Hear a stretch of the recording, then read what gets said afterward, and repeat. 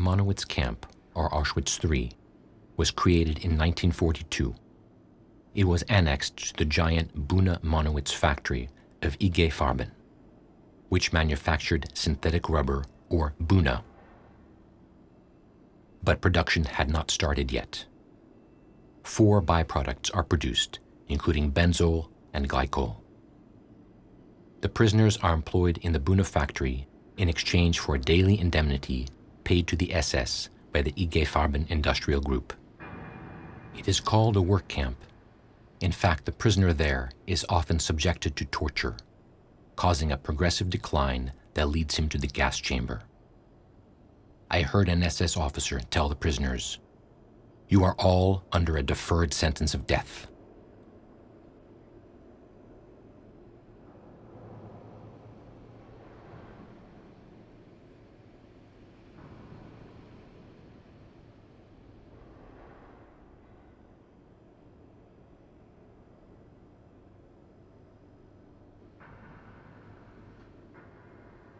The Monowitz camp is rectangular, surrounded by a double barbed wire fence. The sentries occupy watchtowers installed outside the enclosure.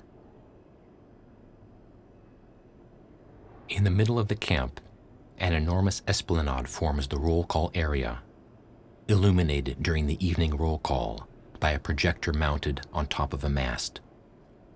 The SS camp, with its administration buildings, barracks, garages, and infirmary, is located outside the prisoners' camp.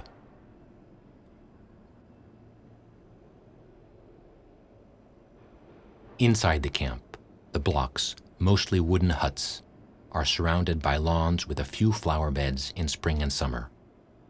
The SS liked the contrast between the elegance of the setting and the atrocities committed there.